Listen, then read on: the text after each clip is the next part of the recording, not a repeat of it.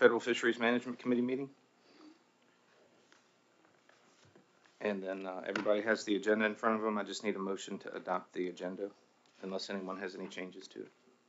Motion to adopt the agenda. Got two motions. Second? I'll second. All right. Whatever you want. You got it. All right, next on the agenda, approval of the minutes. I'm assuming everybody had a chance to review the minutes from the last meeting, so I'll just need them, unless there's any issues, I'll need a motion to approve the minutes. I'll make that motion, Chris. Scott, I'll second. All right. I'm assuming no opposition. Thank you all very much.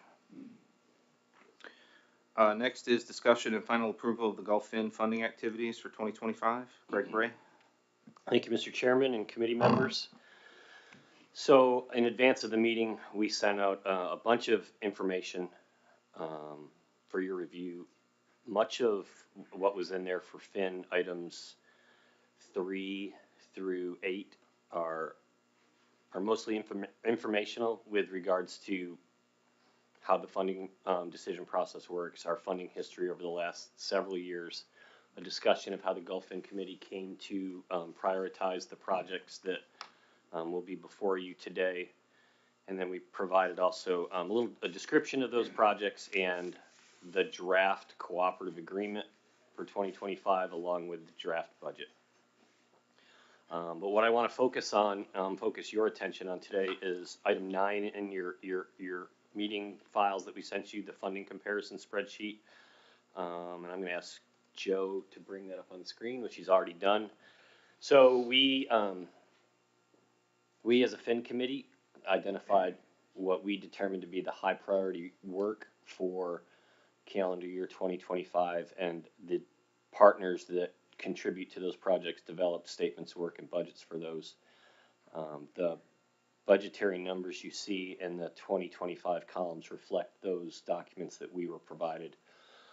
Before we get into the nuts and bolts of this, just a little bit of information that I was provided from Richard Cody from the Office of Science and Technology that couldn't be with us this morning regarding the outlook for funding for 2025. So he says the Office of Science and Technology is expecting their FY allotments any day. They thought they might have them by close of business yesterday, but have yet to receive them, hopefully today. They are operating under a continuing resolution. He said that if the continuing resolution is renewed on December 20th, that the allotments won't change. We're currently working under the assumption of level funding from last year. His disclaimer is that if Congress passes a budget, that could result in changes in available funding. So we'll have to see what happens there. He just reiterated their commitment to work very closely with us and keep us informed on available funding and what that will ultimately be when they know that final number. So for all of our comparisons and analyses, we're working off of last year's funding levels as we look at what's available versus what's proposed. So what you see on the spreadsheet in front of you are the total budgetary amounts that we were provided by the partners. A couple of just points of clarification. For Job 2, the reason why Mississippi's line item for recreational data collection is zeroed out is because, as I mentioned in our previous discussions, we're aiming to do a 12-month benchmarking period in 2025 where we would compare both the MS Creel survey that they're implementing alongside of the MRIP survey. We're not putting a budgetary amount in for Gulf Fin because we're going to utilize some of the IRA funding to accomplish those field activities. And what Mississippi staff are telling me is their intention is to utilize existing staff, Mississippi Department of Marine Resources staff, coupled with our hopes is to use IRA funding to hire some independent contractors to bolster their field staff such that during the summer when there's a high amount of field sampling that might be necessary, we'll be able to pick up that additional burden of doing surveys during one season. So there's no ask with regards to Gulf Fin funding for Mississippi because we're going to pick that up through the IRA funding that we're rebudgeting. We've also zeroed out the contract with regards to Gulf Fin funding, the contract for South Central Planning and Development Commission that makes the effort survey calls. We did that in 2024 with some underspending that Gulf Fin had due to just the lingering impacts that the pandemic had on our budgets during those couple years. We had some underspending. That's how we implemented the pilot test that we're running this year. For next year, we will again rebudget some of those IRA funds to accomplish that contract. So that would bring no additional funding burden to Gulf Fin. And you'll see why we needed to do that. So the base programs that were deemed as high priority was just administration of Gulf Fin, the Fin data management system, recreational data collection efforts in all 5 states and the contractual obligations that come with those, commercial trip ticket program operations. The only nuance there is we have never, Florida has never requested financial support for their trip ticket program. We do spend about $9,000 to help support a specific module in their electronic trip ticket program with Bluefin data, but outside of that, Florida does not request any Gulf Fin funding to support their trip ticket program. And we no longer have any supplemental funding through Southeast Fisheries Science Center to do biological sampling, so the committee deemed biological sampling of age structures and additional lengths as a high priority, and we generated budgets for those. The entire proposed package of work totals $8.798 million. And here's where the rubber meets the road. So if we look at the breakdown, and we're using total available funding versus total proposed, that would produce a shortfall of 21%. And so this becomes the decision point for you all. Do you want to try to consider how we would do all of that work under a 21% shortfall, or do you want to consider some additional scenarios that would eliminate aspects of that work to reduce the funding shortfall? Can you go back to the previous Yes, sir. slide?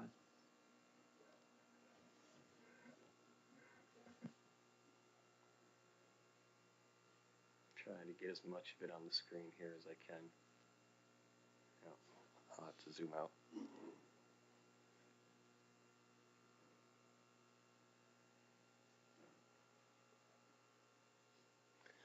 I can tell you in the past, the committee has prioritized the landing surveys over the additional work to collect age structures and lengths. That's just previous decisions that the committee seemed to lean towards, that there was a greater priority in the implementing the landing surveys to the highest amount possible at the expense of the biological sampling module.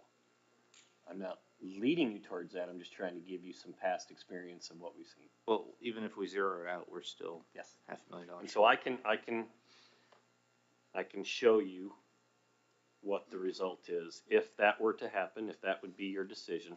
If we zeroed that out, as has been done in the past, we're still 7% short. Now, here's another thing that we need to factor in. This won't be a big factor, but it is a factor. I was informed yesterday that I will be expecting new budgetary amounts from the state of Alabama because they just received a new indirect cost rate, and it's a good bit lower than the proposed budgets that they provided for this analysis. So we are going to see some proposed cost savings there. I don't have those numbers yet. I expect to have them today or early next week.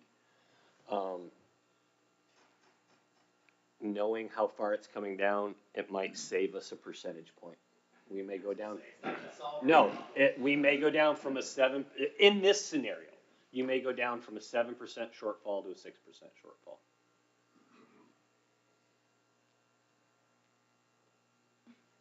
So Greg, is this, that 21%, is that based on projected monies or last year's money? That It's based on last year's available funding compared with proposed budgets we received from all the partners for 2025.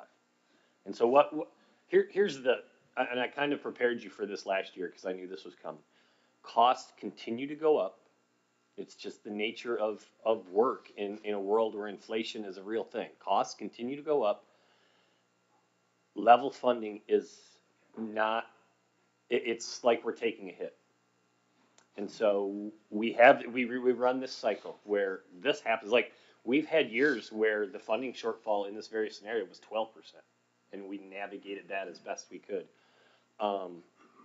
We run this cycle of we're good for a while and we're able to support things fully, and then costs go up and funding doesn't go up with it. And then we're on this downward cycle of having to cut and having to help folks in Congress and folks in NOAA Fisheries and others understand that the cost of doing business continues to increase, and in the absence of new monies, additional monies, it comes at a significant negative cost to the work that we produce. Because this will result in fewer field days for projects, less quality control, things like that, because it'll have to come at the cost of budgets. And I can show you, if you would like to see, I can show you specifically what this would mean for each partner at this rate of a difference.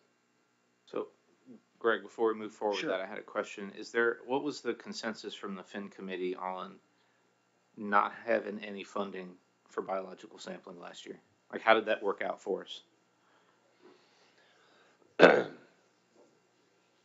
So I'm rapidly realizing that there's mixed views on how we're doing biological sampling and the benefits of the funding provided because it's been so volatile. We actually did run a program this year. It didn't start till July 1. It was, again, we used some underspending. Only 3 states were interested because the thought of trying to gear up again for 6 months of work at a significantly reduced cost. It wouldn't have been it wouldn't have been funding 6 months based on the total value of what it costs to do this at a proposed level for 12 months. So we recognize the importance of the data that's collected from biological sampling, but there's a lot of frustration from some that we keep hearing that it's important, but there's not dedicated long-term funding to support it. And I think the other aspect of that is some states have had a long-standing state program that they're running, and they've been very thankful for additional federal funding that kicks in there, but there's some states that don't have a significant state program for this. And so it has a big benefit in those locations, and it has, I would say, a big benefit for everybody, but some think that the struggle and just the volatile amounts that come from has created some burden at times to try to figure out how to do this with just variable amounts of funding based on what they propose to do it to the level we'd like to.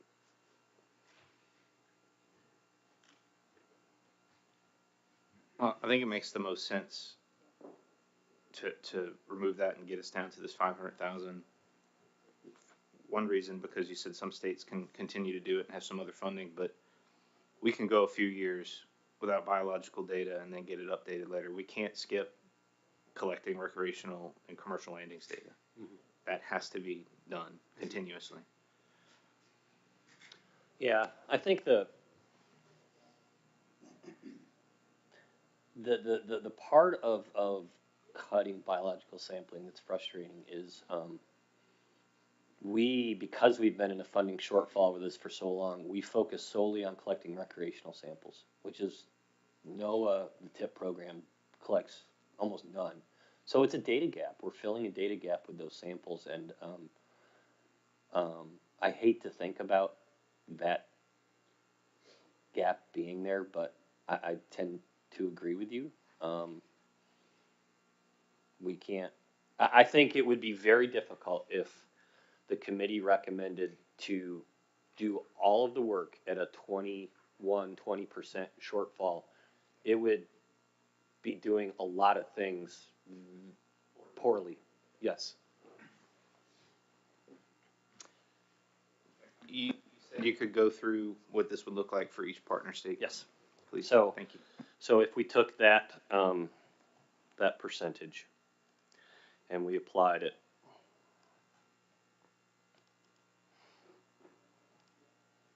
what that would result in is, so here, the table that's highlighted in gray is the 6.9% reduction applied to each partner. I was going to say state, but that it does include our contractor with Bluefin. The difficult part with this, and we're very aware, like, the real difficult one, I hate that Dan's not here, but, oh, Dan is here. I'm sorry, Dan. I had you set over here. I didn't see you sneak in. Apologies. Yeah, good job. Like, for one, I mean, Florida has the biggest budget, but in this scenario, the only project that can come out of is their recreational sampling because we don't fund their commercial trip ticket program. So that would result in a $212,000 reduction to their MRIP survey. And I can tell you just roughly the back of the envelope calculation, we're talking about 400 or 500 sample days that would probably have to be trimmed out of the budget. That comes at a significant reduction in precision. And so those are the messages we carry. I say precision, it's kind of a broad brush there. It'll be different depending on the species. It has a big impact on rare event species because the likelihood of bumping into them is low anyways. But now you take that many sample days away. But this is the tricky thing here when we apply this across the board. But we can't think of another scenario to recommend to the committee to do this any differently. But this is what it would result in. What my recommendation would be is if you want to settle on an approach to recommend to potentially fund the other items minus biological sampling, if that's what you're thinking, we could potentially pass a motion there, but the specific numbers we will finalize when I get Alabama's new budgets in from them, and knowing that it would be better than this because their budgets are going to go down in overall cost. So if you want to approve an approach as to what projects we would fund, I will write up what the deficit is and what the reductions would be for each state and include that in a later report to you all for your approval. Because we just don't have those specifics right now to lock in the exact amounts and numbers. So I do want to show you two other things specific to Finn, but I think it'd be better to address this issue and address the motion that you'd like to create, and then I'll show you two other things that don't require a motion, but it's just important information. Yeah, looking at this, and obviously, I don't know how, I think Alabama's probably in the same boat, Mississippi, but with us doing the new surveys, this is very crucial at this time. And it's very critical that we get the amount of surveys that we're supposed to get. And this year alone is, this 2025 is the most important one for both those states, I believe, to do what we need to do to work out as far as our surveys. So whatever it takes, I can tell you right now, Mississippi's not going to back up. I'll pay the $22,000 fast. Yes, sir. All right. And, because I want it done. Yes, I want sir. it done right. So I want to make sure that whatever we do, that, I'm not trying to tell Florida to pay my bill or anybody else. I'll pay my bill. I'll help to do it if that's what it takes, because that to me is that important. Yeah. And I think General Spraggins, the benefit for a state like Mississippi or Alabama is, we hate that these numbers are here. It even applies to Texas, Chris, but we have two projects that we're funding. And it could be that with your instruction or with your staff's recommendation, that $22,000 comes out of like commercial trip ticket operations as opposed to recreational, because you have a high priority to make sure you're doing those surveys to the fullest level that needs to be done. And so it's possible, and this has happened in the past under funding shortfalls, that states choose to take that deficit out of one specific program as opposed to splitting it across both recreational sampling and commercial sampling. So you have that ability, whatever that final number comes in at, once we have the revised budgets from Alabama. So that's within your purview. Well, and I understand that, and I mean, and I don't wanna take away from anything. I understand, yeah. And, you know, trip tickets are important to us too. Yes, sir. So, I don't wanna take away from any of it, and, is there a way though, if it comes down to it, that we, to keep from losing any sampling, that we can pay extra ourselves to help it? Absolutely. I think the simple way to look at that, General, is if we're asking for the projects that the commission is funding through Gulfin to be, for 2025, to be $22,000 lower in value, then you can still do the work at that level. You're just putting in-kind state funds to do that work that we're not reimbursing for financially. So absolutely. We're not telling anybody that they have to do less work if they have the financial capabilities to cover what we can't reimburse for through our agreements. Yes.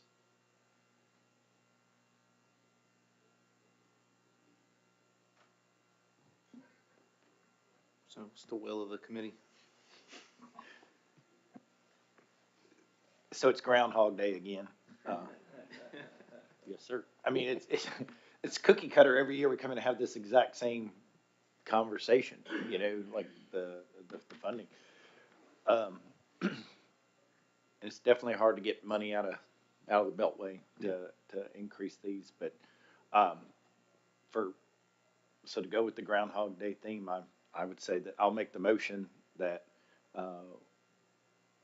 that we remove the biological sampling and apply the reduction across each of the states, evenly at the 6.92%. So Joe, you could present that rough motion that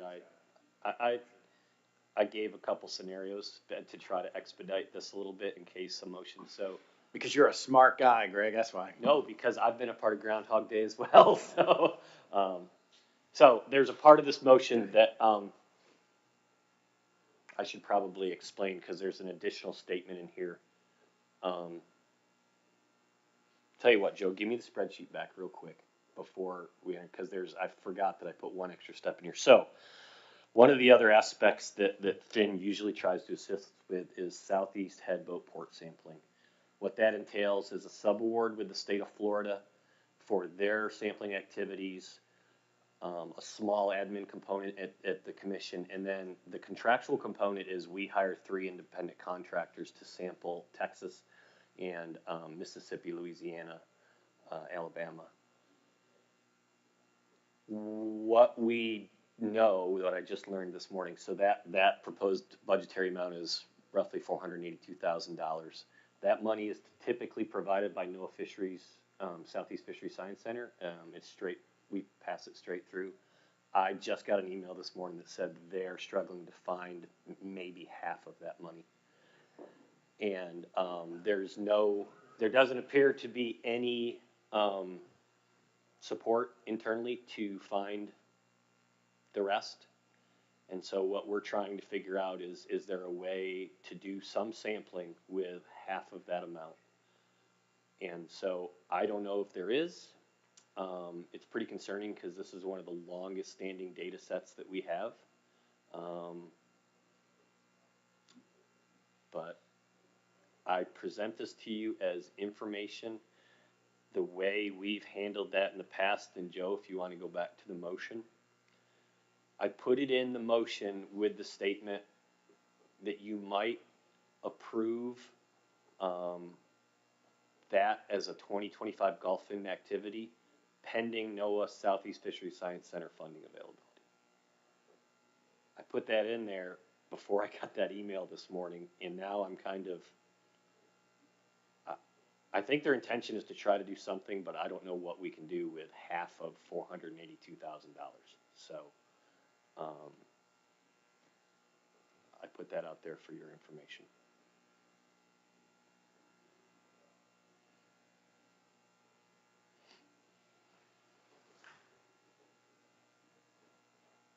adopting that as your motion now? Yeah.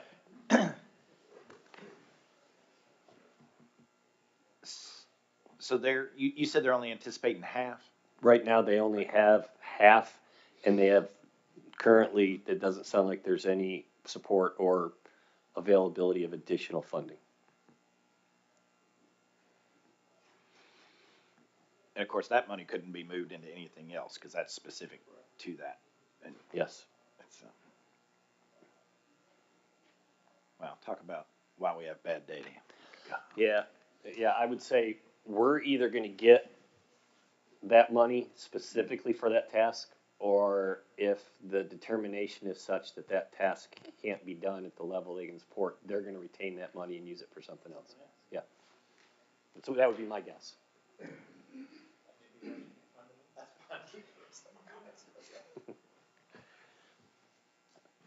I've been working on this one for a couple months now, because, I mean, we're, So yeah. I will, Mr. Chair, I'd like to amend my motion to the motion that is presented on the board, please. All right, need a second? Second, Dan. Any discussion, questions? Read through it, all right. State and Federal Fisheries Management Committee moves to approve the following Gulf Fin activities for 2025. Coordination administration of fin activities, collecting, managing, and disseminating marine recreational fisheries data, operation of fin data management system, trip ticket program operations, Alabama Snapper Check implementation, and the Southeast Headboat port sampling, pending NOAA Southeast Fisheries Science Center funding availability, and to forward this on to the full commission for their approval.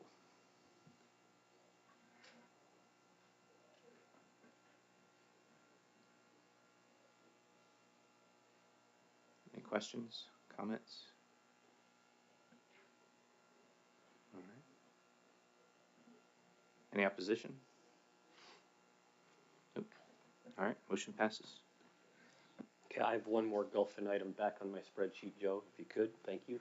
So, yeah, I am, and maybe it could be more positive. I've got to do some fact finding here. So one of the last things that we support, and we've supported it for years, Modernizing Recreational Fisheries Management Act has provided us an additional $300,000 every year to support state survey works, specifically state surveys that are utilizing electronic technologies. The only state that has been interested in utilizing that funding has been Alabama Snapper Check, and we've provided them money for that for at least the last 4 or 5 years, 5 years maybe. So what I present to you is their 2025 proposed budget, which will change a little bit once I get that new budget and with the new indirect cost rate applied. But the interesting thing here is, so we're only using 144,000 of 300K.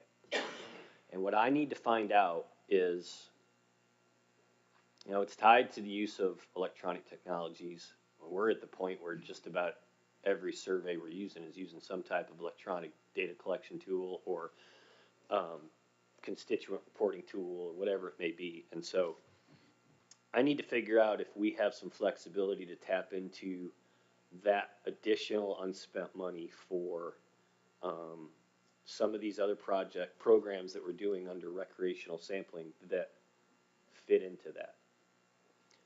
I will say that the reason why there has been some hesitancy from other states with regards to this money is it comes with some burdens associated with it, falling under federal recreational data standards and data reporting, and some of the, you know, there's been some fear about potential impacts of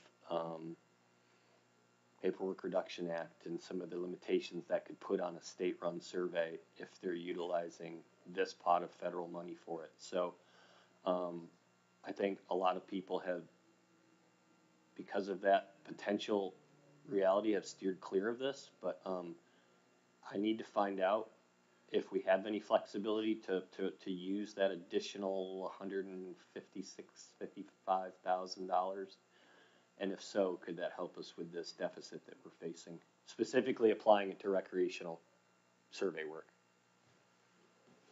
General? Yeah, I guess that'd be the question I would have. Could we take that 144 and put it into that shortfall of 6.2%? At each one of the states and just do it equally and do it as a federal side of it. If we did the federal side of it, we're not worried about the state side of it. And is that some way we could do that? And it would lower the number. I don't know what it is, but Yes, sir. it would lower it maybe down to 4%, 3.5% to 4%. That's the very conversation that needs to be had, because we use electronic tools to collect the federal survey. And so that's the conversation I need to have with Evan and Richard, and I'm hoping they're amenable to that, because that would be another value that could help reduce the shortfall we're facing. So What are the requirements that are causing us to be hesitant? the biggest one was the fear that by using those federal dollars, it was going to instigate falling under the Paperwork Reduction Act restrictions, which means that you or working through No Fisheries would have to submit all of this documentation of what your survey burden is placing on respondents. And with that comes a significantly burdensome process if you decided to change your survey over the course of a certain approval period. The MRIP folks have to go through that, and they said that it's gotten to be so burdensome with OMB and whatnot that they submit it once for I forget how long of a period it is, but they really don't try to ask for survey related changes during the course of that period of approval they have, because the process is so burdensome and restrictive. They have never enforced or come at state surveys that have received any federal funding for that yet, but there's fear that that's potentially coming. And one of the things we wouldn't want to do is inhibit the state's ability to be flexible with their surveys, because that's one of the benefits that you all have in running your own survey. If you see a need that you need to change, you have the ability to do that at the moment. We wouldn't want to be hamstrung by federal restrictions or have to be overly burdened to justify how that's changing the reporting burden for your respondents. And so that's been one of the biggest fears. The reporting and the data standards, I think those are good things. It comes with some burden to have to fill complete reports and submit those to NOAA and whatnot, but the PRA thing was a very big concern. Yes. General? Yeah, just doing numbers, if we did that, applied it to it and used it across the board, it'd take it down to about 5%. Yes. Yeah. So that's the number, really about 4.9 or something like that. But And I think with Alabama's new budgets, it's probably closer to 4. Greg, since Texas's share of shortfall in there is targeted at trip tickets, does that exempt us from that somehow? Since we're not No, looking you have a recreational subaward too. We give you an additional 100 and something thousand to increase your sampling during red snapper season to help with your annual catch limit monitoring. So either of those, that would qualify you in that, because you do have recreational work that you do. We would not. It would result in a deficit reduction for everyone, but probably bluefin. But I'll be honest with you, when we've taken reductions in the past, bluefin and the work they do to provide the electronic reporting tool for commercial trip tickets, we at the commission try to figure out how to absorb the shortfall that they would have to take to try to fully fulfill their contract, because we don't want to have to say that we can't support fully the work they're doing to support and maintain that program, because we've come so far with it. And so that's another thing that the commission will look at. If there's a way to absorb that hit for them, we will do that from our own administrative budget. But to your specific point, no, it wouldn't exempt you.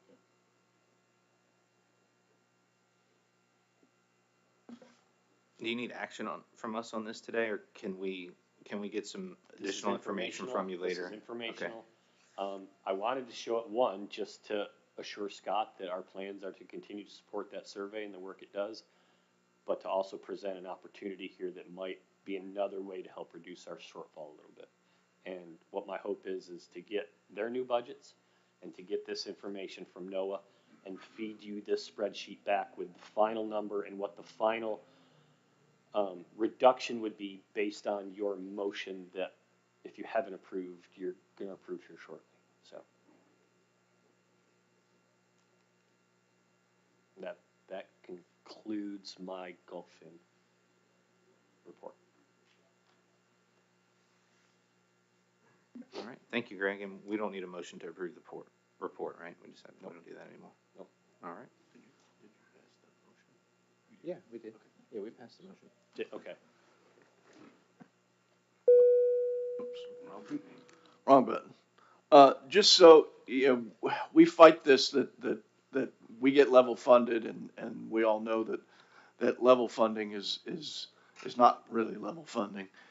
So, and I know NOAA Fisheries has a fund that combats just essentially the increase in cost of doing business. And I think that when we go up and meet with Janet and NOAA leadership, when we go up to DC, I think that might be an issue that we can talk to them about and see, is there a way to put Gulfin in that category, so we're not slowly whittling away at these funds. I don't know if that's an option or not, but just talking about that, it came to my mind. So I think that'll be something we can add to the agenda when we meet with NOAA Fisheries in early 25. Thank you, Dave. Is there any other discussion or comments on agenda item number 4? All right, we'll move on to agenda item number 5, discussion and final approval of CMAP funding activities for 2025. Yeah, Greg's going to take it. Oh, Yeah, okay. I didn't know if you wanted to say anything. Yeah, go ahead. I was just, some of you know that Jeff Rester's having some health issues. He had some issues with the equipment last night. He's not sure if it was just an equipment malfunction or if he actually having issues. So he's on his way back to Ocean Springs to get that taken care of. I talked to him this morning. I saw him this morning, and he looked fine. He felt fine, but it's just he wants to make sure that there isn't any additional issues going on. So this particular item is, I believe he sent out all the information, and it's CMAP has been going on since '81, so it's a fairly static activity. The activities stay the same pretty much throughout the year. So I guess if you guys have any questions about the materials that he sent, Joe, do you got a spreadsheet? Okay, so I'll let you. I'll let you take it, Greg. Thank you. Yeah, really not a lot more than what Dave said. So I talked to Jeff about this last week. So he has provided a list of all of the surveys with their associated costs. And much like Gulfin, they don't know exactly what their appropriation is for next year. So everything he has presented is based on summarizing each of the partner costs and assuming that the appropriation will be the same as last year, which was 6.7 million, and I believe CMAP gets 6.3, and the Gulf portion of that, if it's the same as last year, will be $2.78 million. And that's the amount that they're planning on, but as with anything, there's still a bit of uncertainty because that confirmation hasn't been received yet. But as Dave said, and Jeff echoed the same thing to me, it's kind of been on cruise control for a while, that this is what CMAP gets, and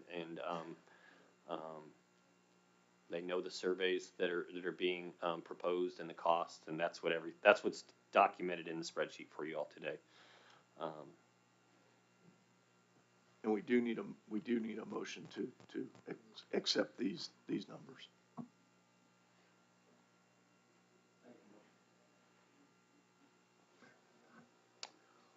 Chris May, second. All right. The State and Federal Fisheries Management Committee moves to accept the proposed funding for CMAP surveys for 2025 for a total budget of $2.78 million and to forward this on to the full commission for their approval. All right, we've got a motion and a second. Is there any discussion, questions, any opposition? None. Motion passes.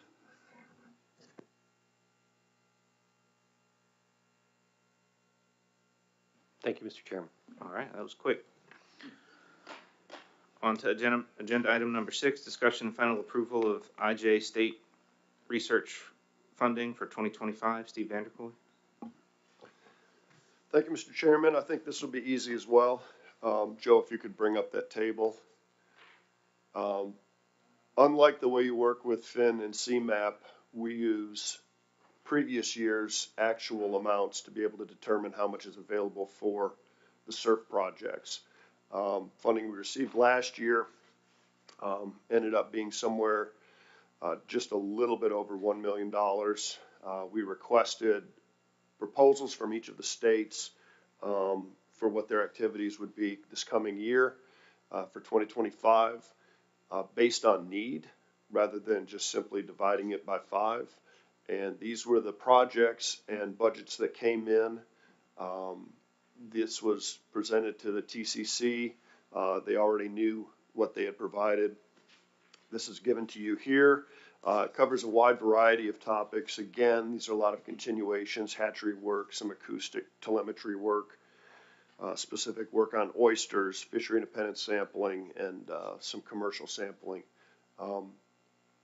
This has become while it's a routine thing, I think it's become a very beneficial supplement to the states for you guys to be able to fill some of your needs as they come up, do some pilots, get some additional research. So the total for this coming year, we were able to find just a little bit of extra in some carryover and unexpended travel. Will be 1.05 million for 2025 with each of the state breakdowns here. And that's my report. And if you want to approve that, we can go ahead and begin to get rather. And we just did this morning receive the approval from NOAA that the reviews are finalized, and we can go ahead and go into contracts for these to start at the beginning of the year. All right, I'll need a motion to approve the state budgets. Chris May, motion approved. All right. The State Federal Fisheries Management Committee moved to accept the proposed funding for IJF activities for 2025 for a total budget of $1.05 million and to forward this on to the full commission for their approval. We need a second. Scott Bannon, second. All right. Any discussion, questions? All right, Scott. Steve, I appreciate that, and I actually like that we're not just dividing it even, because that doesn't always work out. But is the negotiation for those, has that been easy? Have the states just submitted things and they just happen to fit in there, and then you just balance it out a little bit? The intention was to take what the need was and see if we could fill it. And if we can't, we just simply would reduce each budget by some percentage across the board just to try to make it even. But we were able to conserve a little bit on travel because we have 2 overlapping grants. Some of my travel was on the old award. Some of it is on this newer award. And that's also why we had to do the separate NOAA review for this. So we were able to fill that little bit of gap that we didn't quite have and make everybody whole on that. Well, I appreciate the effort in that. Again, I think those are all good projects across there, so we do appreciate those being funded.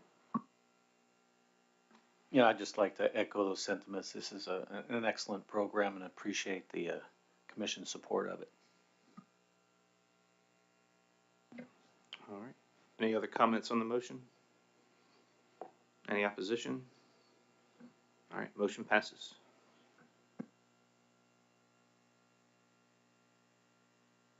You done with your report?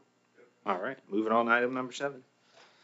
Menhaden Advisory Committee report, Steve Vanderkoy. I have an update here. I will not be giving the report. Peter Hemcheck from Omega Protein, a member of the MAC, will give the report. Peter? That's fine.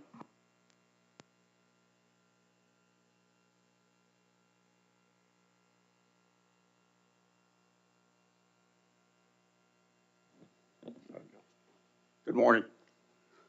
So it's a bit of a new experience for me to give a presentation to the Gulf Commission managers. Yes, I fishery scientist for Omega Protein, but having spent my former career with the New Jersey Division of Fish and Wildlife for 39 years, I kind of I've been to a lot of meetings, and I got to say, I look forward to these meetings. They're well planned and well conducted, and I'll see you all next October in Mississippi.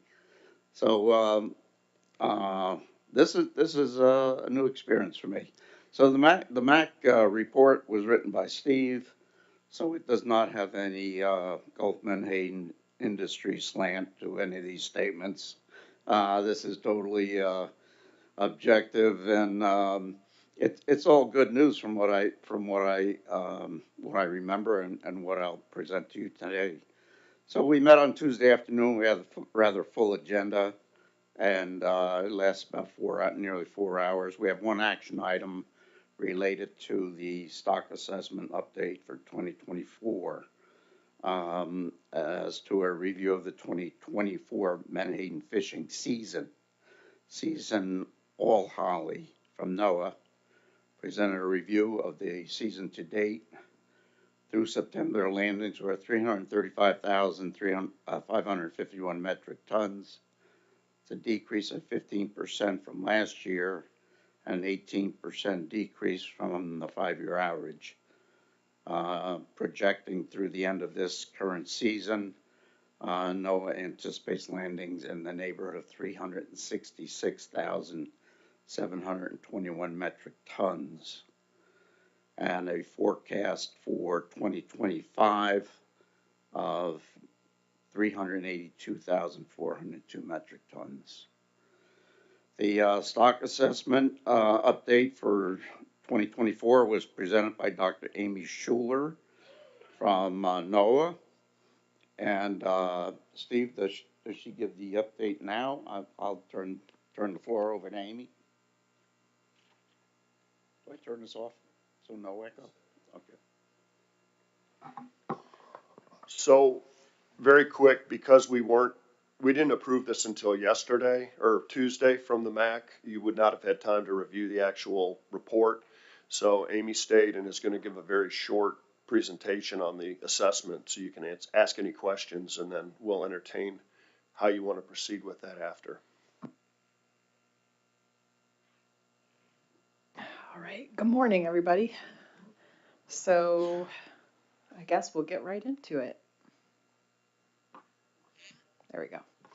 All right, I'm just going to briefly go through the data and model structure, give a couple slides on what the current base model looks like in comparison with the last update assessment that was done in 2021, a little bit of info on the uncertainty analyses, and then just get right into the stock status determination.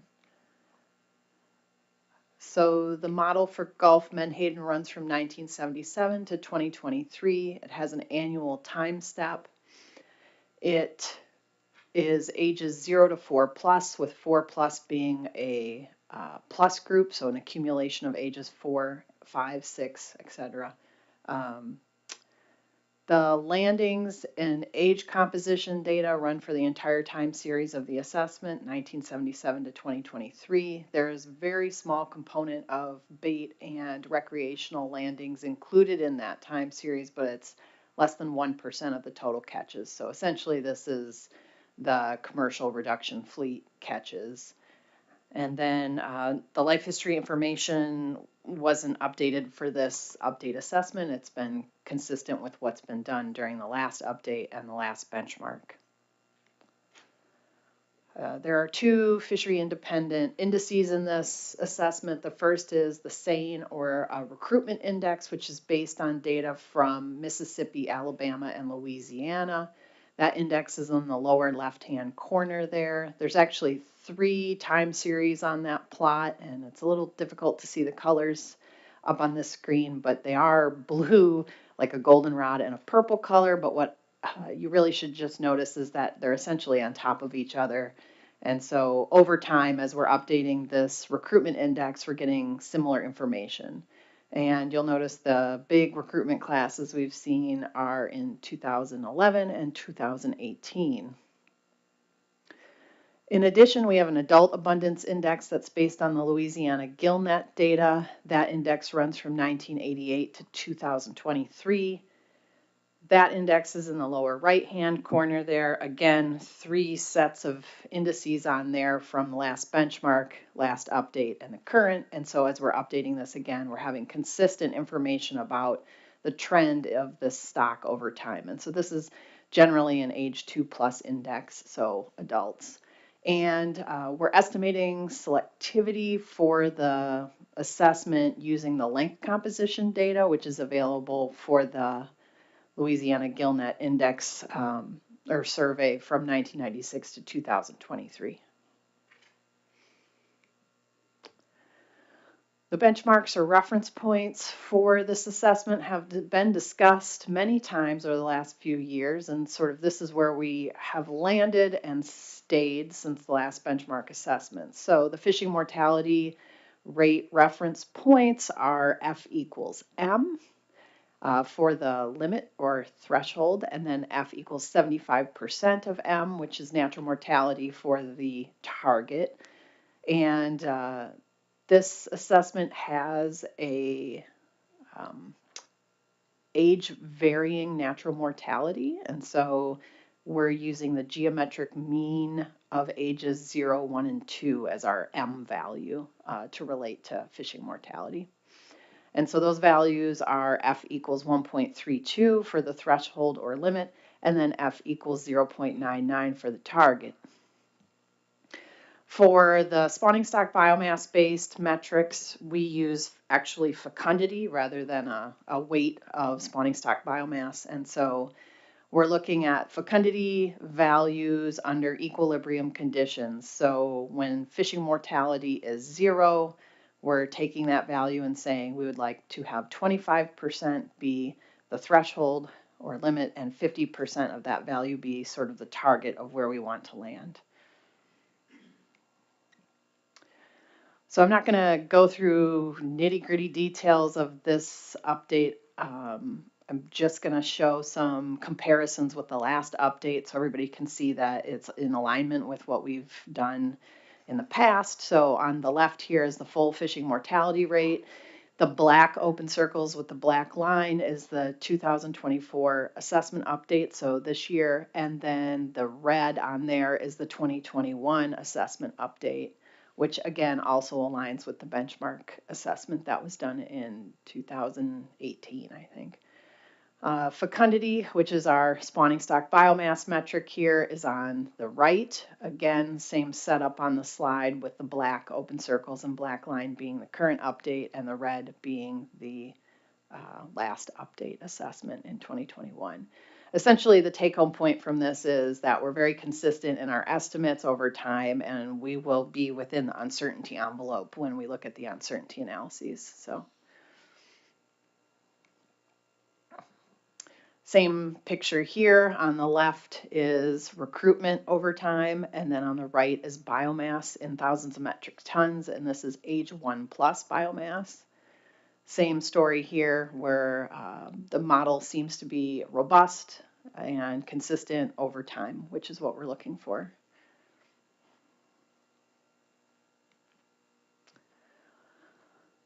So for the uncertainty analysis, we do something called the Monte Carlo bootstrap analysis, and it includes uncertainty, and it's set up the same way that the uncertainty analysis was set up for the benchmark assessment, which was reviewed, and we've consistently moved forward with that. And so there's uncertainty in the landings, indices, and age composition and length composition data, and those are based on either sample sizes for the composition data or the CVs of specified for either the indices or the landings. So for example, the coefficient of variation on the landings for this assessment is 0.04. That number is based on some work that was done to try to estimate what the variability would be when estimating by onload from a boat.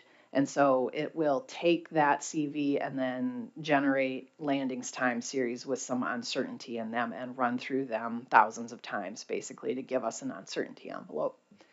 In addition to that, we have two parameters or two sets of parameters that are fixed in the model. One is the selectivity for the commercial reduction fleet.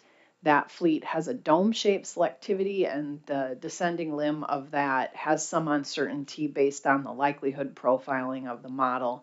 And we've given that a uniform range of 0.68 to 0.95. And so it is sampling from that range each iteration to give us a little bit of information about if we're uncertain, which we are, what that reflects out into the population status.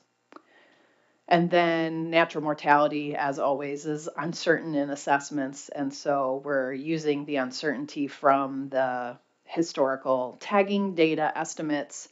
There was a distribution found in those analyses, and we're using that as our uncertainty. And so we ran this 5,000 times and trimmed out some runs that had unrealistic parameter estimates or things that were not converging properly. And so we have just over 2,400 runs that we're showing here. And so this is in the upper left-hand side, the full fishing mortality over time, and then in the lower right-hand side, our fecundity or SSB. And so the black solid line with the black circle is the base run of this update assessment. And then the gray shaded area is the 5th to 95th percentile of those 2,400 runs. And the dashed line or dotted line there is the median value. So just giving you an idea of what the distribution looks like. And the intention is that the base run is within the distribution, and it is here, so that is good. And same thing here for the recruitment in the upper left, and then the age 1 plus biomass in the lower right here.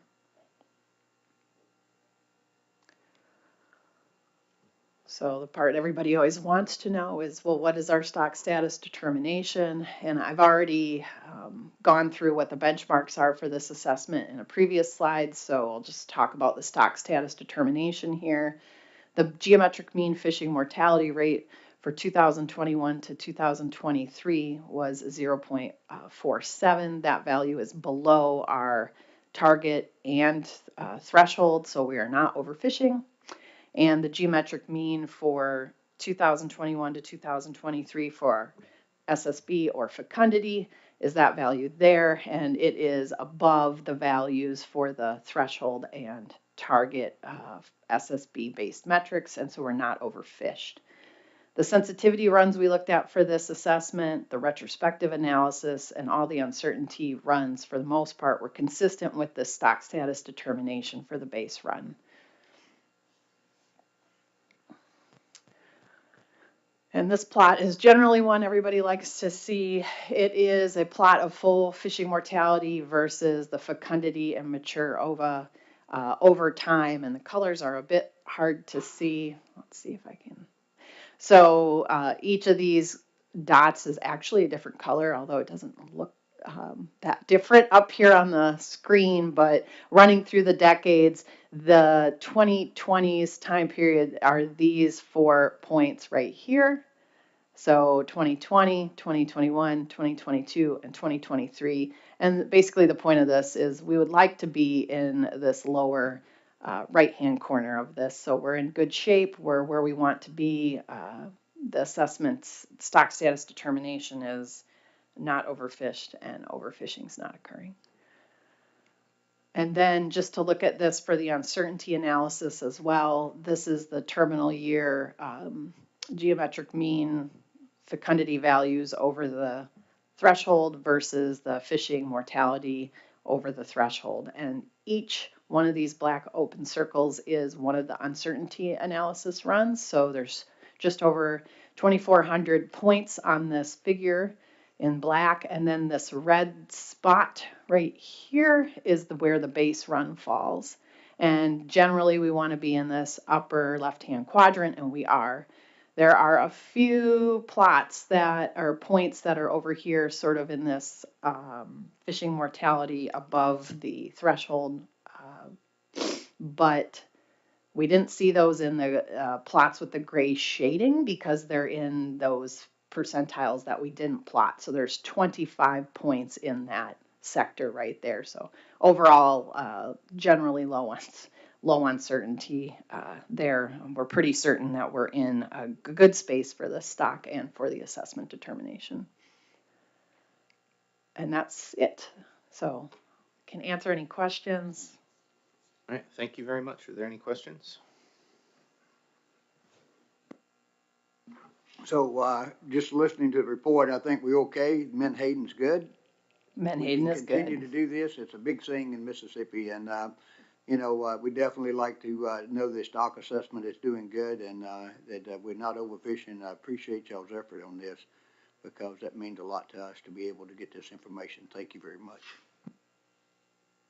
Yep, the Menhaden stock is in good shape, and all indications are that it should be in good shape and continue to be so. So,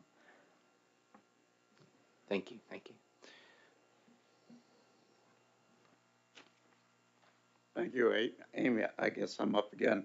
So, following Amy's presentation to the MAC, Trevor Moncrief motioned to approve the stock assessment report for Gulf Menhaden as provided to the MAC and send it to the State Federal Fisheries Management Committee. John Maresca seconded it, and the MAC approved the motion unanimously. Okay, a report on the Texas cap for 2024. The Texas cap is, I believe, is 1,500 metric tons. And Carrie Jelpy provided an update. In 2023, the industry made about 25 sets in Texas waters and harvested about 4% of the available cap. Texas Parks and Wildlife will continue to monitor the removals, but there probably isn't a need to report on the cap annually unless fishing practices change. So the Cameron processing plant closed down, and evidently the Abbeville fishing vessels get enough fish nearer to where they're located that they don't have to go into Texas waters to take up the fish that are there. There was a presentation by Dr. Rebecca Hazelcorn from NOAA on a 4-year study they received to estimate and document any interactions between the purseine fishery and sea turtles. They used proof of concept operations for 2 years and then had electronic monitoring of the fleet for 2 years. And after monitoring about a little over 20% of the sets in 2024, there were about 33 sea turtles observed in the electronic monitoring. And I mean, they come to the surface and they bide their time, and we lower the cork line and they just swim away. So bottom line is interactions with sea turtles are somewhat rare events and don't do much harm, do any harm. I'm ad-libbing on that a little bit. Sorry, Steve. There was a presentation on the bycatch study that was funded through the commission. It was done by Dr. Scott Rayborn, LGL Ecological Associates, Research Associates. And he updated the MAC on the progress through September. We'll get a final report by early 2025 as to any bycatch that's being taken by the Gulf Menhaden purse seine fishery. Calvin Chi, who is a graduate student of Dr. Leaf at University of Southern Mississippi, presented a paper on stable isotope analysis of some of the contents to model trophic interactions in the Northern Gulf specific to Menhaden to help inform ecosystem models in the region. Ray Maroc of NOAA presented a portion of his dissertation work that explores forecasting of harvest in the Menhaden fishery under port samples and CDFRs. Steve spoke about the port sampling efforts in 2024 and the transition to electronic reporting with CDFRs done by the commission, and NOAA turned over these fishery-dependent monitoring programs to the commission in 2024. Under the Marine Stewardship Council certification of Gulf Menhaden, I gave a presentation on the fourth and final surveillance audit that was conducted October 1st in New Orleans.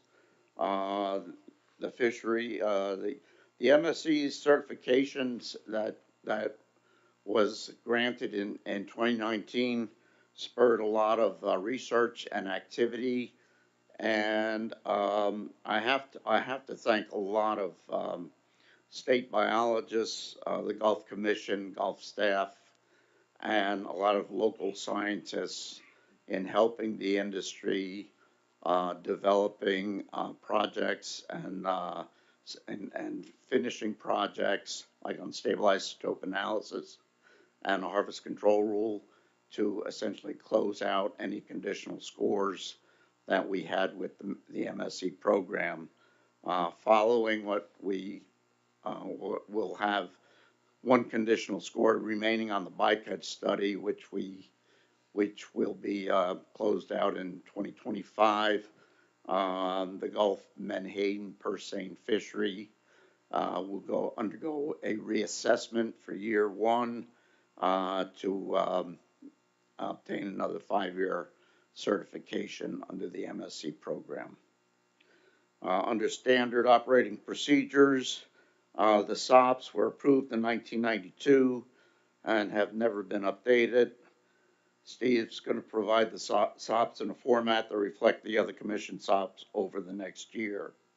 This includes updating the makeup of the MAC membership, the current meeting schedules, and other previously omitted items.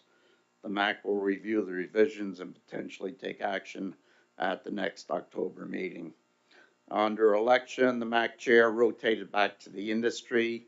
Ben Landry will assume the chairmanship. He's with Omega Protein, and Carrie Jelpe from Texas Parks and Wildlife was elected to serve as vice chair through 2027. That concludes the report. I'll take any questions. Thank you, Peter. Any questions? Yes. Great report, and so I'm a very simple-minded guy, so I want to make a quick summary. So the stock is in good shape. Looks like it should continue to be in good shape. The practices do not seem to have any negative impacts to the turtles, and we're going to get some report in the future about additional bycatch species and the impacts that it has on that. Is that a fairly generic? Yeah, that's pretty. Well, good. It sounds like I know there's been some challenges with this fishery, especially on the East Coast and stuff, and there's been some concerns here, but it sounds like between industry and the states, where everybody working together, this is a success story in fisheries, and I think we just need to make sure that we recognize that everybody's working together to do the right thing, and it's paying off. So thank you for that. Please share that with your folks. And it's good to get good news. So yeah, I mean, it really is a pleasure to come down here. This Gulf Commission is a different world from the ASMFC. I mean, everybody hates us on the Atlantic coast. And the Atlantic Menhaden resource is doing fantastic. And we look forward to another 5 years. of MSC certification. I have to impress you with one fact. I'm sorry I'm hogging a mic here, but you know, out of all the MSC certified species in the lower 48 states, Gulf menhaden make up 70% of the landings of MSC certified fish. So that's a pretty good testament, and you know, um, it's good for the resource and it's good for the MSC. So thank you very much. Thank you again, Peter. The committee needs to take action on the Menhaden Stock Assessment Report. We can approve it today. I think Steve offered to actually send us the full report if we wanted to review it, and we could approve it at a later time, I guess via email, but I'll entertain a motion to approve it or to request the full copy and postpone voting on it. So, I'd make a motion that we approve it. thank you, gentlemen. A second. All right, thank you, Scott.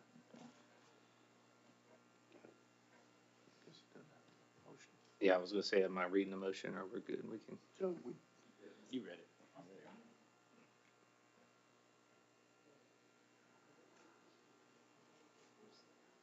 There we go.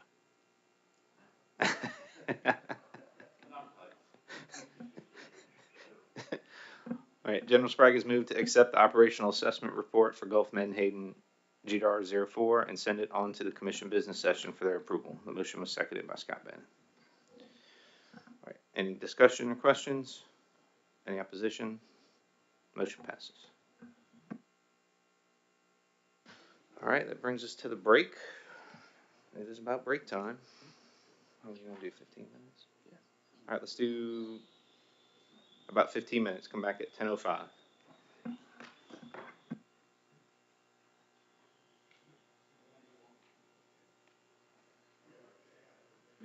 Oh, all right, let's do 10:15. 10:15. That way people can check out.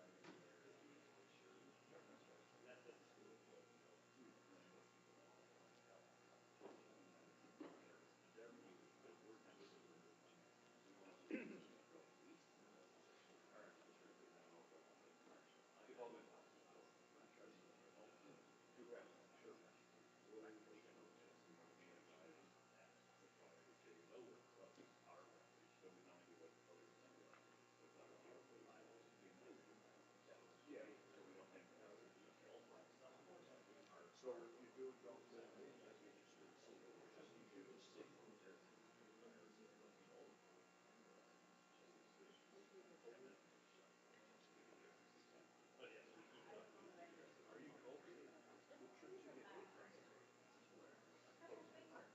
Well, are you taking?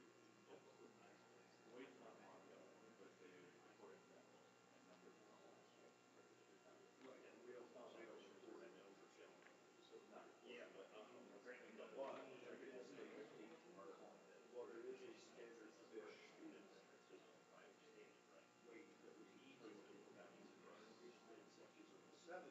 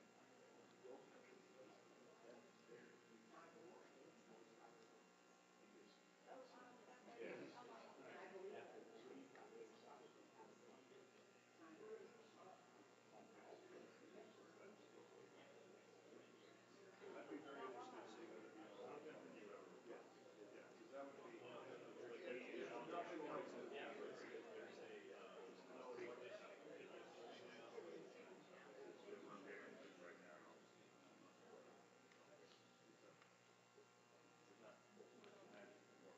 That'd be very interesting to see what it'd be on. Yeah, yeah, because that would be. There's nothing like that. No. Well, and I think, honestly. Yeah. Yeah, this is supposed to be. Yeah. But I would be curious if there's some sort of estimate of whatever our standard fish is today versus what it was in the 60s. Well, the big thing is they're still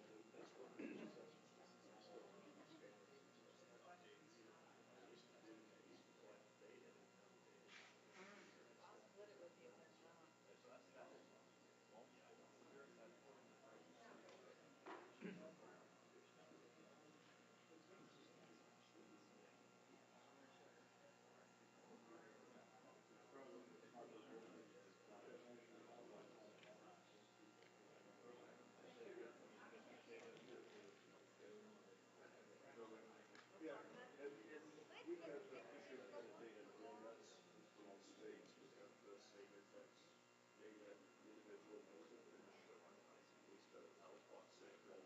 And we can do total weights. We also have work samples. We have actual individual weights of utilization.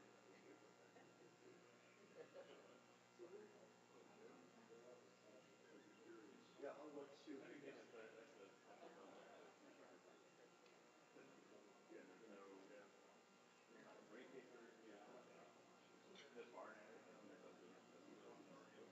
We have a lot of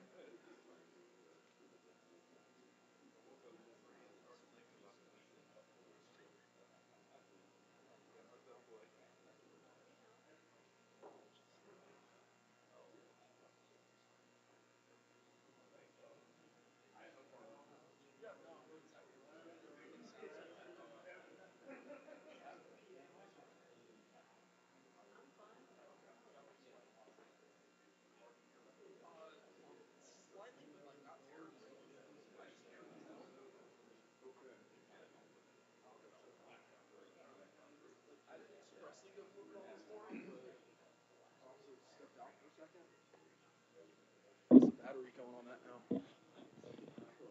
It's showing full.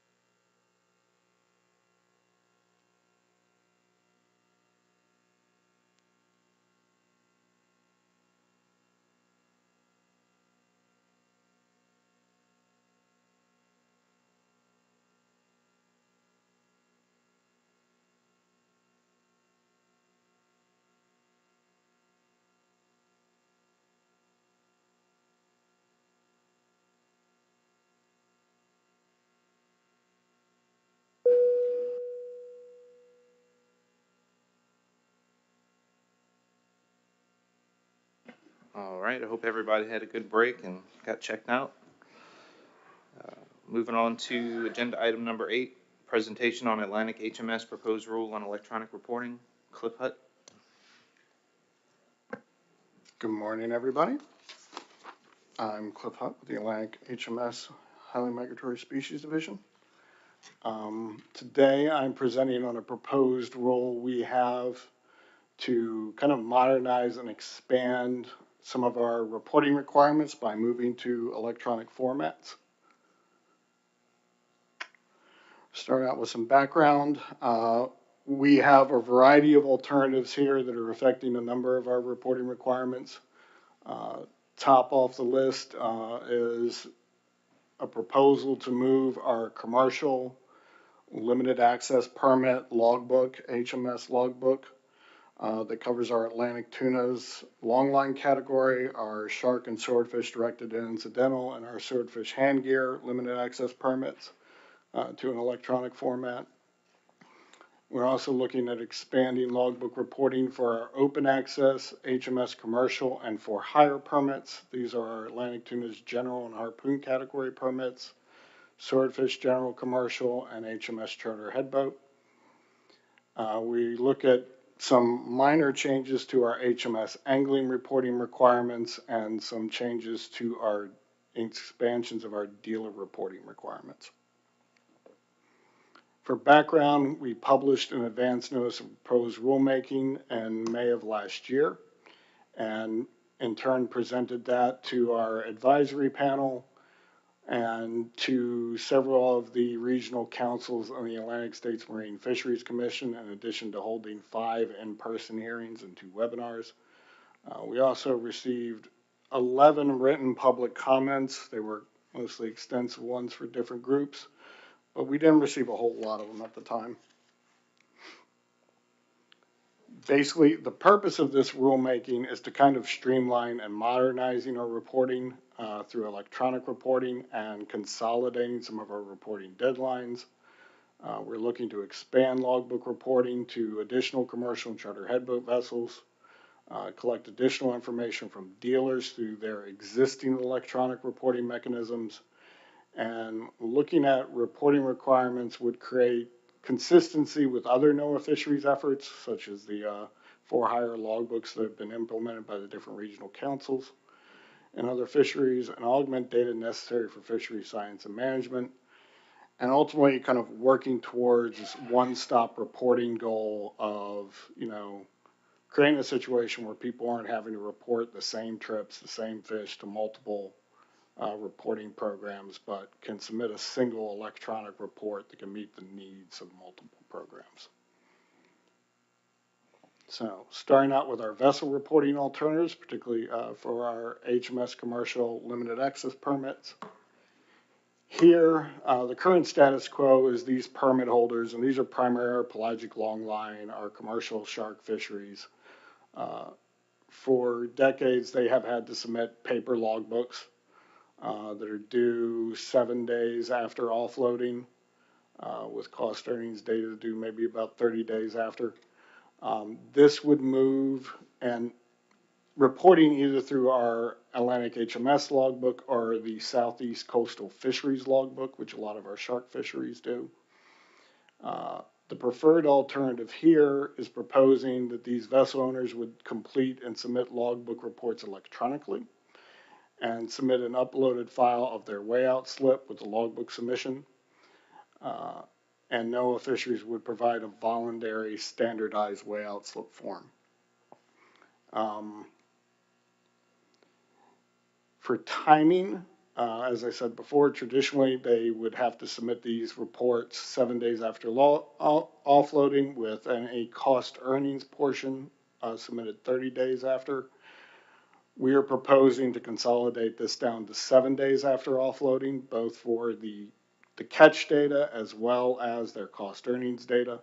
We also analyzed reporting at 48 hours or 24 hours, 48 hours being consistent with what GARFO requires for their vessel trip reports in the Northeast, 24 hours being kind of consistent with what we have for some of our recreational reporting, but we felt that for these limited access permit holders, particularly like the pelagic longliners who could be out there for weeks at a time, that kind of a timeline was just too short for them to reasonably be able to put those reports together and submit them. Because oftentimes it can take a full day just for offloading and all. So we decided to stay at the 7-day timing for that in our proposal. This slide kind of compares what we are proposing to some of the existing reporting requirements at Zero and Garfo. Basically, for reporting information, we're talking they would have to report all species caught, including amount kept and discarded and discard condition. This is consistent with what Garfo has. Zero requires all species caught, but discards are only reported of a selection of vessels. Maybe like 20% of vessels get selected each year to report discards. We've always required all vessels to report discards. We have both set and trip level reporting. For basically the way it would work in the electronic logbook, if you're reporting with a known HMS gear like pelagic longline, green stick, harpoon, or pelagic buoy gear, you would have to do set level reporting versus just one trip report. Whereas Zero, just requires trip level reporting.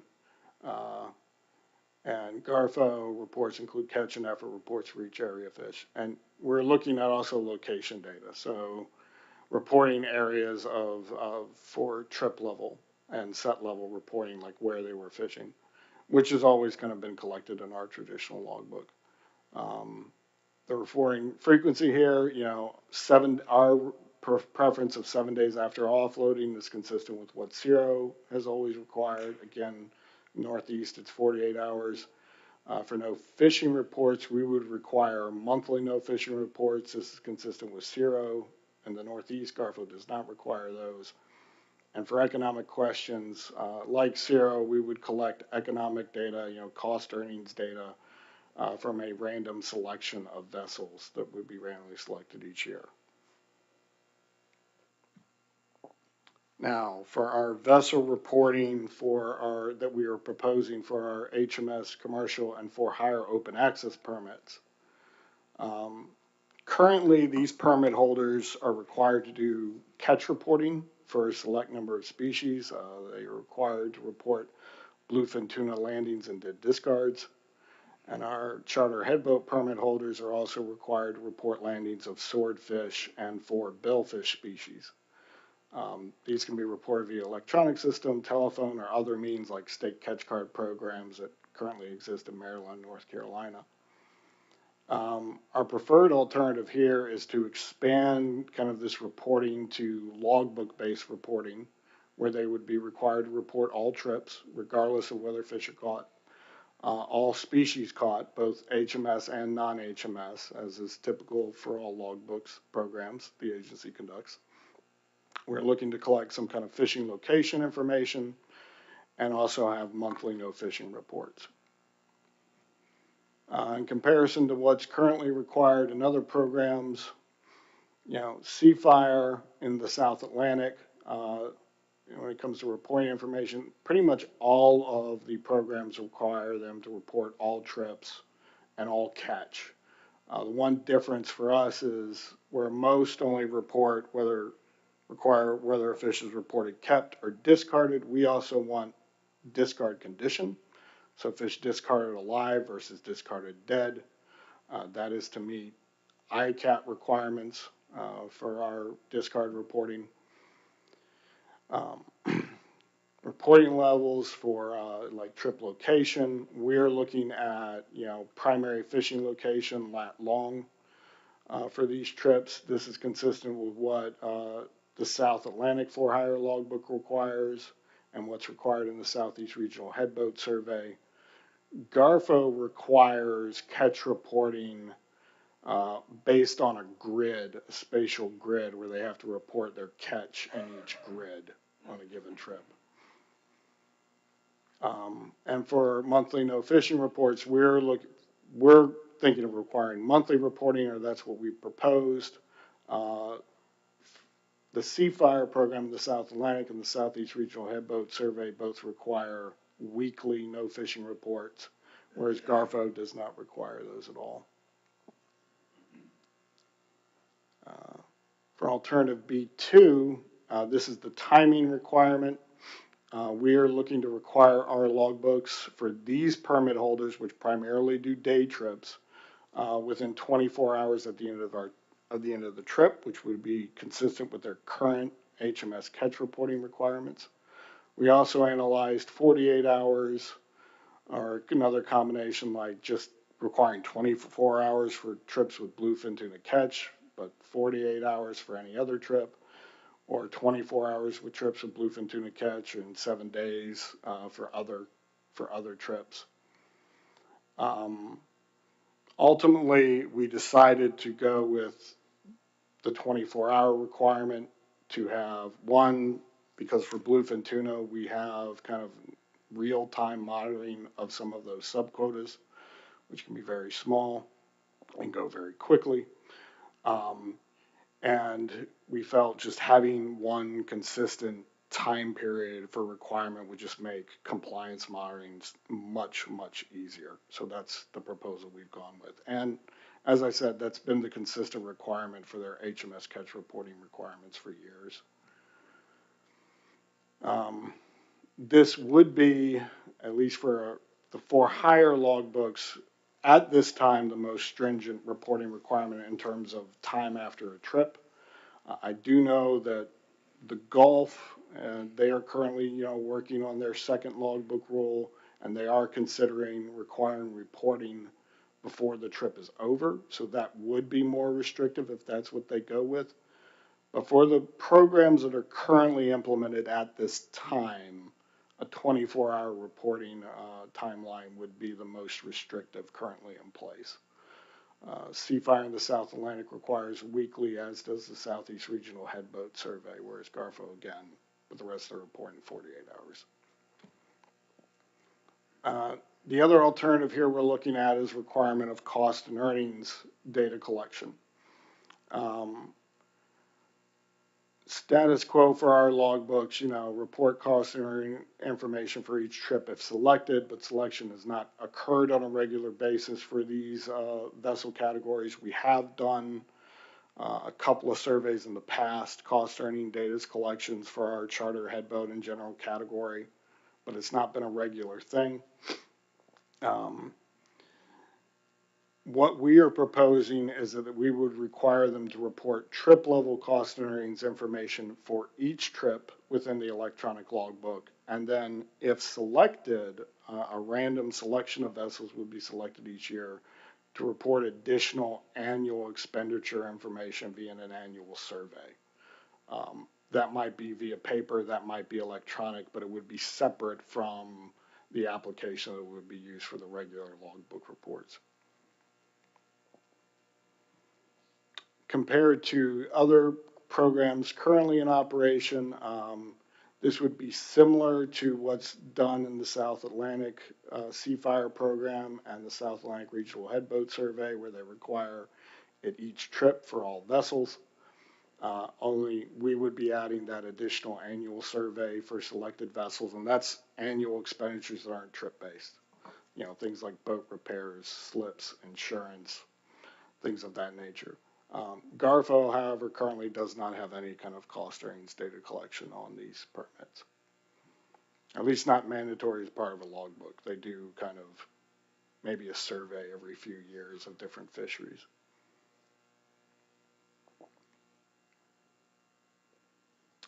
All right, now our vessel reporting for our angling permit holders. As I mentioned before, these permit holders are currently required to report their bluefin tuna landings into discards and non-tournament landings of billfish and swordfish. These can be reported via electronic system, telephone, or state catch cards. What we are only proposing to do here at this time is to remove the option to report via telephone. It's a fairly small number of permit holders that use that option, and it's kind of a cost-intensive option for us that usually requires sometimes multiple follow-up calls to get all the required data. So we're proposing to phase that out. We had also considered expanding catch reporting to pelagic sharks and our bays, tuna species, big eyes, albacore, yellowfin, and skipjack. When we kind of started this process, it looked like there was potential at IACAT that things might happen there that might require this reporting for us, but so far at this time that has not come to fruition. So at this time we are not looking to expand those reporting requirements there. Overall, we think, eliminating the telephone option would modernize and streamline our reporting system while relieving some of that administrative time cost for the agency. And lastly, what we are proposing for our dealer reporting. This has to do with reporting of individual fish weights on dealer reports and some technical changes to their bluefin tuna reporting requirements.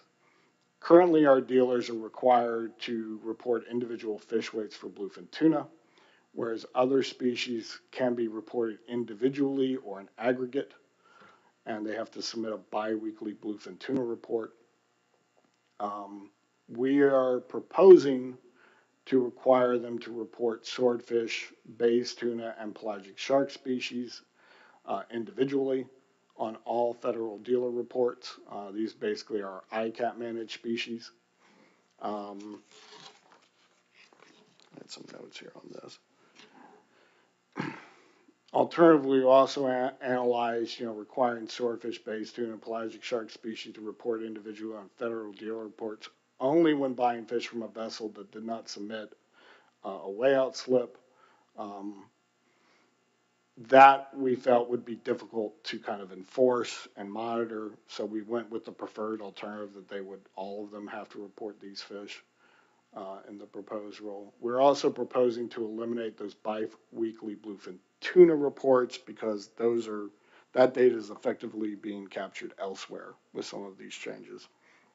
But expanding the reporting for individual fish weights information, for additional gear types and geographic ranges that are not currently represented in the Atlantic HMS weigh-out logbook with weigh-out slips. It would also expand data available for ICAT stock assessments and reduce uncertainty in some of those results by improving sample sizes for size distribution and age structure models, gear size, selectivity estimates, and identifying strong recruitment or recruitment failure events. It would also expand data available to estimate revenue for economic analyses.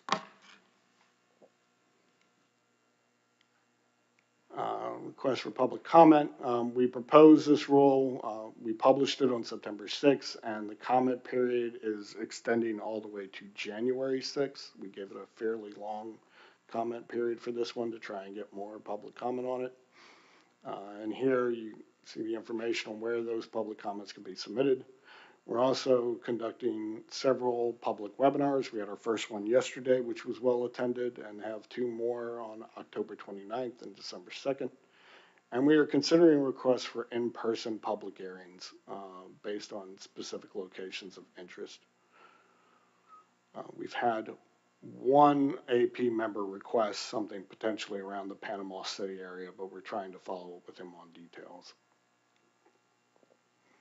For more information on the proposed action can be found on our action webpage here, and the primary contact is Carrie Sultanoff. She's leading up the rule writing team for this, and we include all the individuals here that are currently working on this. Given the number of data collection involved, it's a fairly large team. And thank you for your time, and just leave up an abbreviated summary of alternatives in case there are any questions.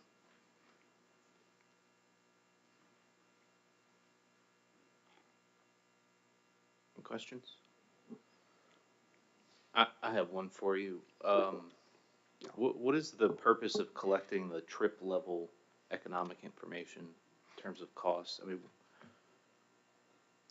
at the trip level, having to be reported, in the same time frame as the catch. What are you guys going to be looking at that for?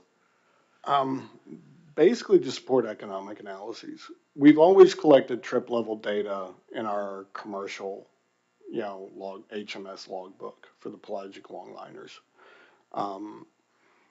Really a lot of their expenditures that are most affected, a a lot of the costs and revenue that are most affected by our management are going to be things that are affected at the trip level. We're concerned about things like, spatial management and closed areas. Is that going to increase their fuel costs, which is their number one cost by far? Things of that nature. And so having trip level data makes it much easier for us to assess the impacts of actions we might take versus having just annual summarized data. And some of the data is just much easier caught at the trip level. So we're talking the trip level, we're talking things like fuel, bait, what they're paying their captain and crew, groceries for those long pelagic long line trips that are out weeks at a time. Although obviously that's not as big of an issue for, say, for hire. But so those are the kind of data we're looking at there. And then, as I said, the annual expenditures are more of just broader business operating expenses like boat maintenance, your insurance, your slip fees, things like that really aren't specific to a trip. We are proposing, we've always done a random selection for the traditional commercial logbook every year. We're proposing all trips for the open access permits just because, one, it's a large universe of permit holders, trying to get the message out to them of which years they're required to do it and not could be complicated and difficult in that messaging and the compliance issues associated with it. But they're also a very spread out fleet and targeting a lot of different species that can be fairly rare event. And so there's concern that if we didn't have cost earnings data on all trips, it might be difficult for us to do economic assessments of impacts to specific fisheries, particularly like the billfish fisheries, swordfish, things of that nature. When we have done previous economic surveys of our anglers or our for hire guys, as many as 70% or more of the trips may all just be targeting tuna. And so it's making sure we capture enough of those other species to effectively assess potential impacts to those fisheries as well that might be missing if we did a subsection sampling. Thank you. Chris? Cliff, understanding that the public comment period is still open for some time, I think I saw on a previous slide you have received some written comments. So what's the general feeling from your fishers up till now? It varies based on, the alternative. There's a lot of support for that one-stop reporting initiative idea. Nobody wants to have to submit multiple reports for the same trip. Nobody. So there's a lot of support for that. We are getting a lot of concern from the dealers about the added burden of reporting those individual fish weights. And so that is definitely something we are taking into consideration to make sure that that can be done as painlessly as possible if we move forward with that. And I do know in some regions there is general concern about like the cost earnings reporting for like the for hire and all, but I can't think of a single situation where we've proposed that reporting where we haven't gotten pushback on it in the past. But I can be honest when I say, those economic analyses are extremely important for assessing the impacts of our rulemakings. They're required by law. And without that kind of data, it's very difficult to do that and to do analyses that are, say, comparable between fisheries. We have that data for our bigger scale commercial fisheries like longline, but we don't have it for recreational or the rod and reel commercial fisheries. It makes it difficult to do an equitable analysis and comparison between them when we're proposing management actions.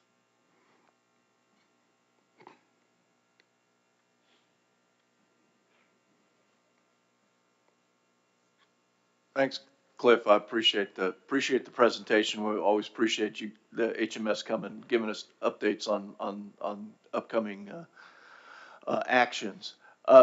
Regarding the economics, the economic information, is there any concern that, with the finding from the Gulf Sea fire and then throwing it out, and part of the reason was because they asked the economic questions. Is there any concern that a similar action might happen with HMS as well?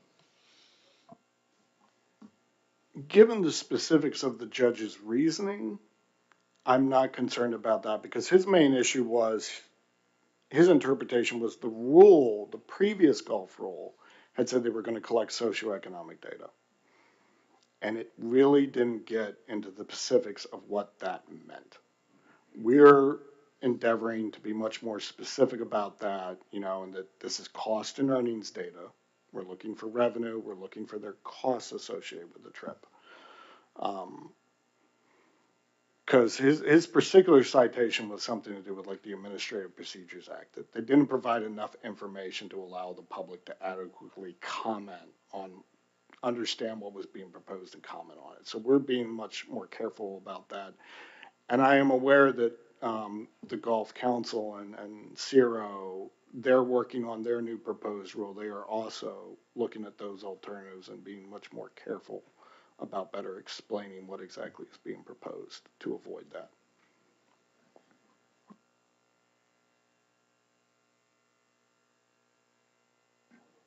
All right, any other questions? No? All right, thank you, Cliff. Appreciate it. Thank you, gentlemen. All right, moving on to item number 9, IRA Red Snapper funding discussion. Greg?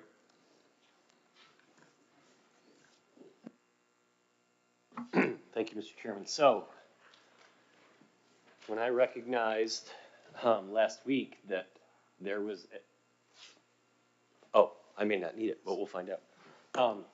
When I recognized last week that there was a request for some of this information to be presented to the TCC, I had already built this presentation in anticipation of giving you all this presentation at the request of Andy Strelchek. He was the committee member who suggested this could be a good venue to talk about where we're at with IRA funding. I now recognize that most of the people in this room, including the audience, were there yesterday for this presentation at TCC.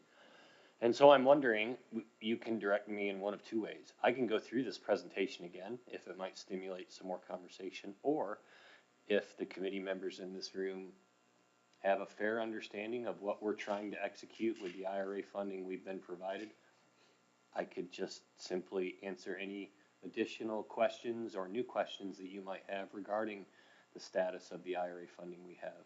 So I don't want to overburden you with a presentation you just received yesterday. If you feel like you have a good understanding of it, I have no new information since yesterday to share, but I'm glad to go through it if you think it would be beneficial to the committee. So I'm here at your disposal.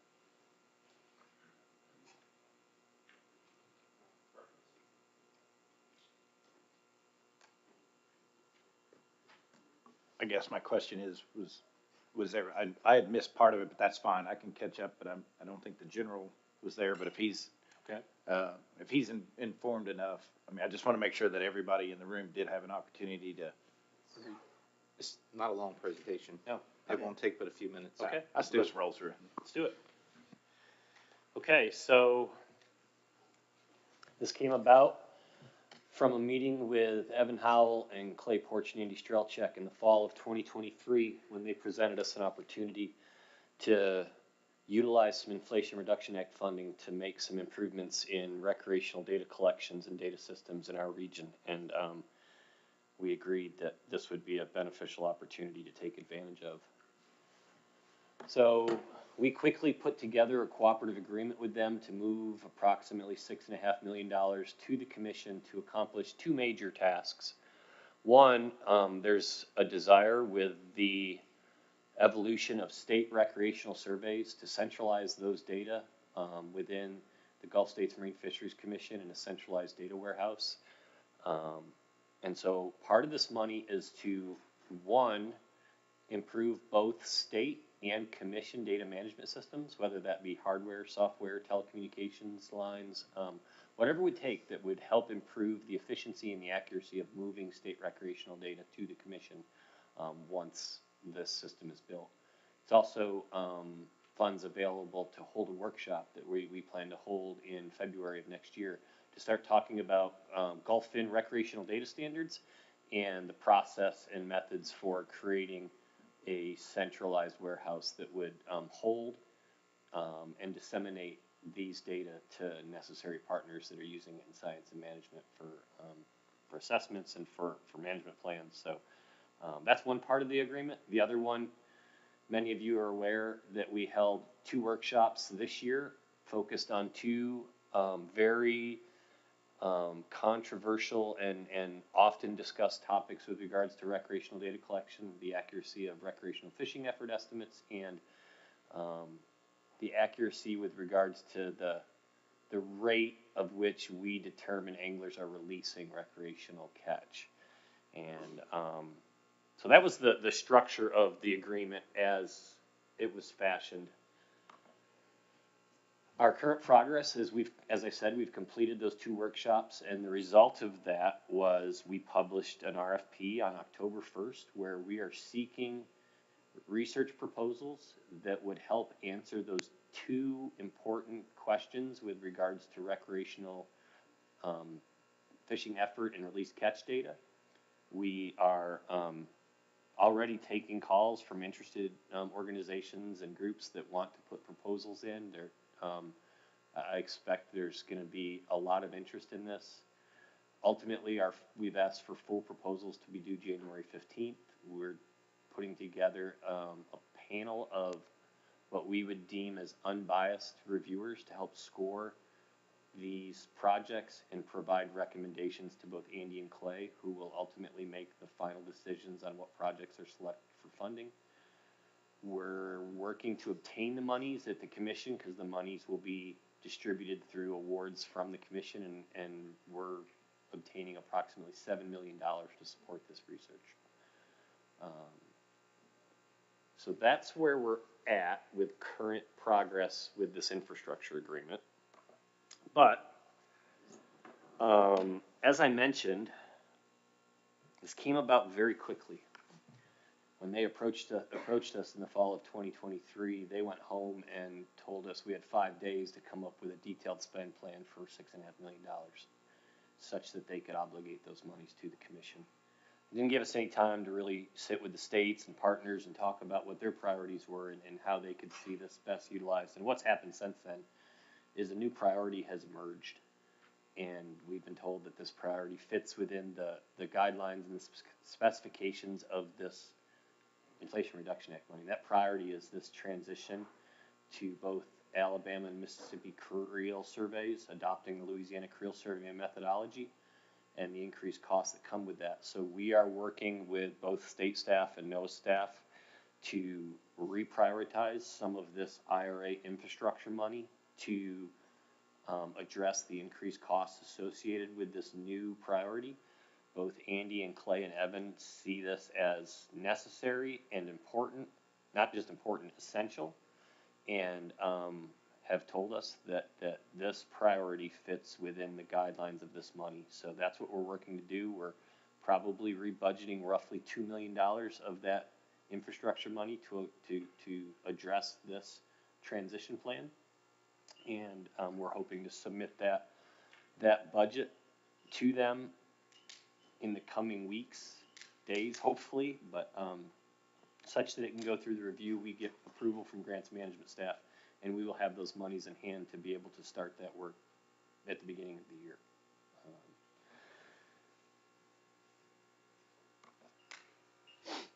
Lastly, on the IRA front, you heard a little bit about this week as well. So we've had in place in Florida, Alabama, and Mississippi a for-hire at-sea observer program to collect better data on released catch from offshore trips, to collect biological measurements, condition at release, interactions with predators, use of descending devices.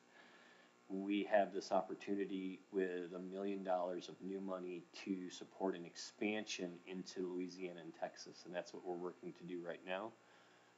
The funding we're receiving will support potentially up to 75 offshore trips per year in each state.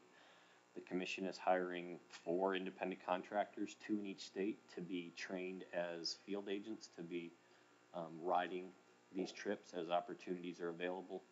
We're deploying essentially the same methodology that the other 3 states are using, and the money, as I said, will support sampling in 2025 and 2026, and it would provide us for the first time an opportunity to have observers on for-hire vessels Gulf-wide for 2 fishing seasons. So there's a lot of hope that the success in this and that being able to provide this data to federal stock assessment will provide a blueprint for something very successful that we might be able to find long-term funding for to support past 2026. So that's my update on current Inflation Reduction Act projects and how we're spending that money, and I would be glad to try to answer any questions the committee might have.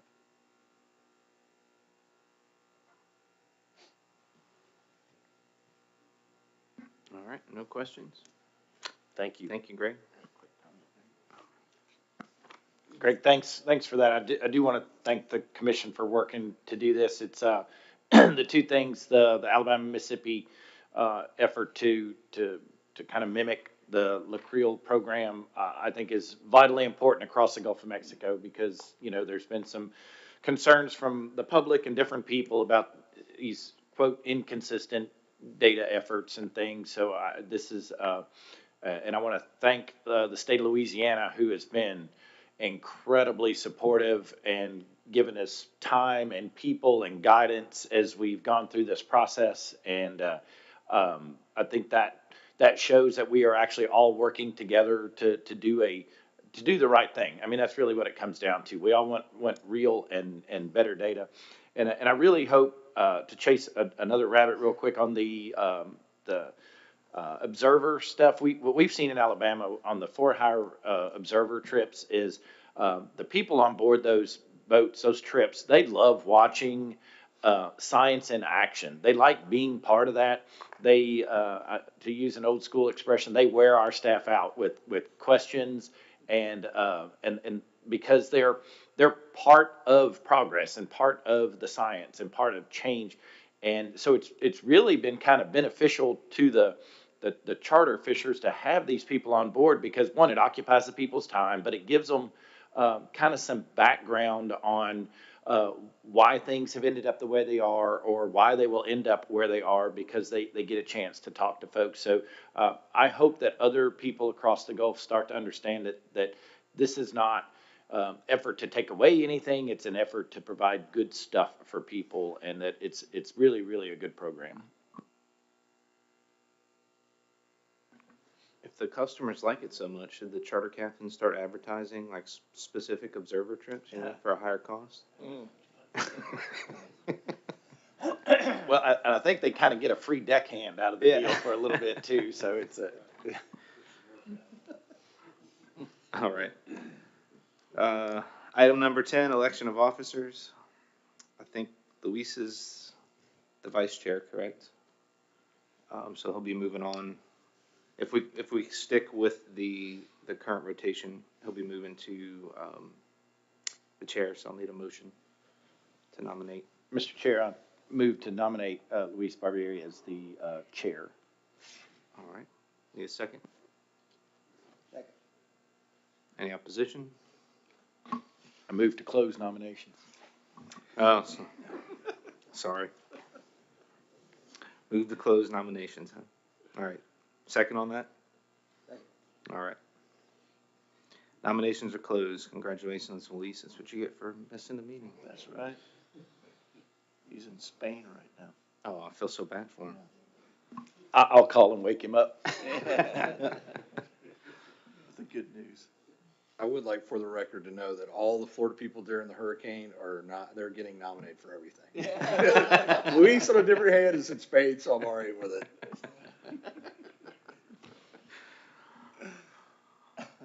All right, we need a nomination for vice chair. I'd like to nominate Chris. All Second. right. Second. Any other nominations? No.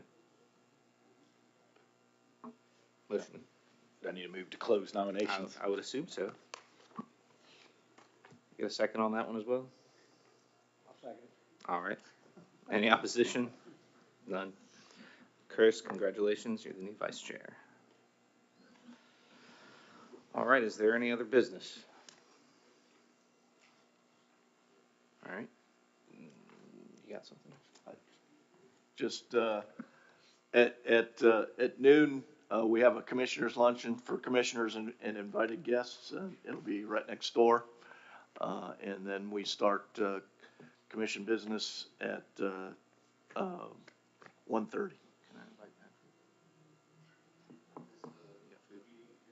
Yeah, we'll be back in here. Let me check, yeah. All right. Entertain a motion to adjourn. Too bad we can't start it early. So move. An hour early here, so why can't we do the commission now? Why can't we do the first part of the meeting this afternoon now? Oh, good. We got an hour. Why don't Where's everybody at? But you don't have all the commissioners. We don't have a commission. Well, where the hell? We told them it was 1:30.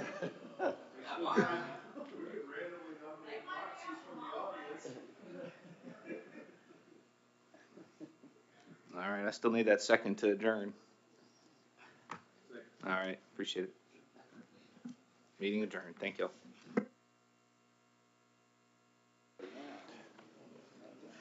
James, this should give you a little extra time to get the leg day in.